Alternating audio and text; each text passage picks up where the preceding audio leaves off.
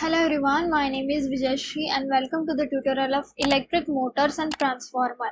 तो previous tutorial में हमने डीसी शंट मोटर के बारे में पढ़ा था, उसके डायग्राम, उसका कंस्ट्रक्शन और फिर उसके जो है वोल्टेज इक्वेशंस हमने देख लिए थे। तो मोटर का हमें प्रिंसिपल सेम पता है, जो है जनरेटर के अपोजिट होता है, यानी कि मोटर क्या करती है कि सप्लाई लेती है और फिर आउटपुट में हमें मैकेनिकल पावर देती है जिससे हम लोड रन कर सके।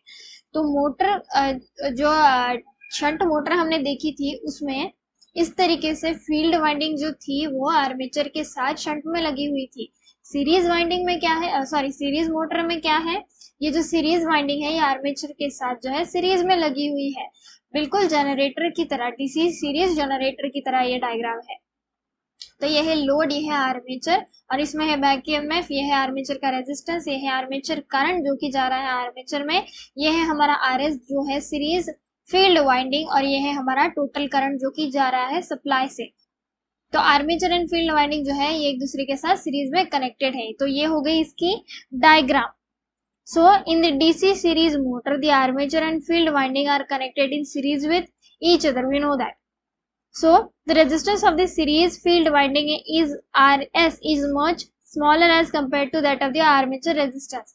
तो इसमें क्या था, उसमें क्या था कि जो शंट वाइंडिंग का रेजिस्टेंस था, जो RSH था, उसकी वैल्यू जो है RA से ज्यादा थी because of the number of turns of the shunt winding, field winding and because of the greater cross sectional area, bigger cross sectional area of the wire of the field winding। पर इसमें ऐसा क्या है कि ये जो RS है यानी कि सीरीज फील्ड वाइंडिंग की जो वैल्यू है ये बहुत ही कम है then that of the RA, armature resistance से। So voltage and current equations की अगर बात करें,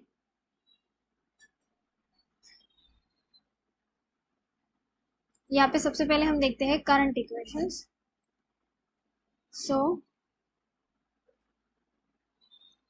करंट इक्वेशंस, तो जो टोटल करंट है जो कि सप्लाई हो रहा है, सप्लाई आ रहा है, वो जो सप्लाई हमें मिलेगा हमारे सोर्स से वो जाएगा सीरीज वाइंडिंग में से और सेम वही करंट जो है जाएगा हमारे आर्मेचर में से। तो क्या होगा, total current is equals to IS is equals to IA। तो ये हो गया टोटल करंट। अब जो टोटल सप्लाई वोल्टेज है, वोल्टेज इक्वेशंस देखेंगे तो जो टोटल सप्लाई वोल्टेज है वो क्या होगा, जो वोल्टेज है across the field plus voltage across armature.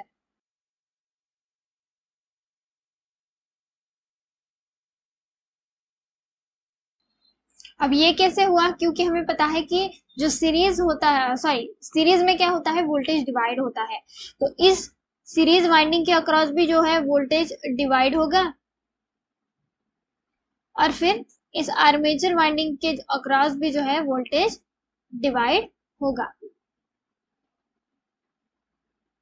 तो इन दोनों का कॉम्बिनेशन क्या होगा, टोटल वोल्टेज। इसीलिए यहाँ पे field across, voltage across field end voltage across armature यहाँ पे बताया गया है। तो इसका फॉर्मूला क्या होगा, ISRS जो कि है हमारे सीरीज वाइंडिंग का drop plus EB back EMF plus IARA जो है आर्मेचर के अक्रॉस का ड्रॉप और फिर ब्रशेस के अक्रॉस का ड्रॉप।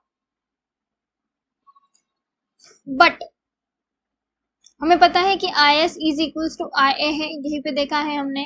तो हम क्या करेंगे, इसमें IA की जगह पे जो है, हम जो है IA को कॉमन ले लेंगे क्योंकि IS और IA जो है एक ही है, इसीलिए हम इसमें से कॉमन ले लेंगे। तो क्या होगा, EB plus IRA plus IARS brush drop और फिर इसी को लिखेंगे ब्रश ड्रॉप को निग्लेक्ट करते हुए EB प्लस IA को हमने कॉमन ले लिया अभी, तो ये बचा IRARS। ओके, तो ये हो गया हमारा वोल्टेज का इक्वेशन।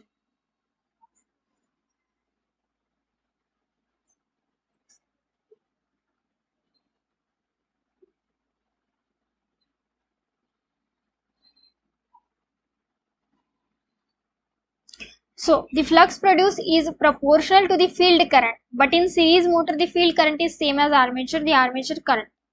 क्या बोला है, जो फ्लक्स प्रोड्यूस होते हैं वो फील्ड करंट से प्रोपोर्शनल में होते हैं, बट सीरीज मोटर में क्या होता है, जो फील्ड करंट होता है वो आर्मेचर करंट के सेम होता है, same as the armature and the armature current. तो इसीलिए क्या होगा, ये जो फ्लक्स है ये डायरेक्टली प्रोपोर्शनल है हमारे आई के साथ, तो इसीलिए जो आर्मेचर करंट जो है फ्लो होता है डायरेक्ट सीरीज फील्ड वाइंडिंग में से, क्योंकि दोनों करंट जो है एक ही है, वही करंट जो है आर्मेचर वाइंडिंग में से जाएगा और वही करंट सीरीज वाइंडिंग में से जाएगा।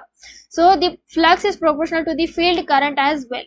अब इसीलिए क्योंकि ये जो फ्लक्स है आर्मेचर करंट से प्रोपोर्शनल है, इसीलिए सीरीज के करंट से में प्रोपोर्शनल होगा, therefore this phi will be directly proportional to the is. The armature current IA and hence the field current is will be dependent on the load. अब इनकी जो वैल्यू है IA और IS की, तो इन दोनों की जो वैल्यू है, इन दोनों की वैल्यू डिपेंड करती है लोड पे। It depends on the load. So with the increase in load the IA and IS will increase. अब ये इंक्रीज होगा क्योंकि ये डायरेक्टली प्रोपोर्शनल है, तो ये अगर ये इंक्रीज होगा अगर लोड, तो आई एंड आई एस एक ही है, तो इनकी भी वैल्यू क्या हो जाएगी, इंक्रीज हो जाएगी। Hence in a DC series motor the flux phi does not remain constant. और यही रीजन है, लोड के साथ जो है आई जो है हमारा, या फिर जो टोटल करंट भी कह सकते हैं, तो वो लोड के साथ जो है चेंज होगा।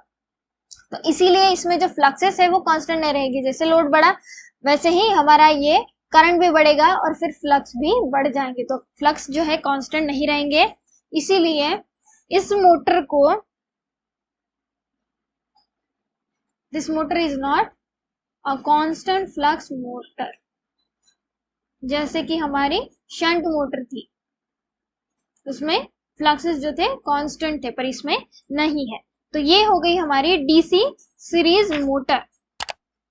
इसके बाद जो है हम देखेंगे डीसी कंपाउंड मोटर। तो मिलते हैं हम नेक्स्ट ट्यूटोरियल में।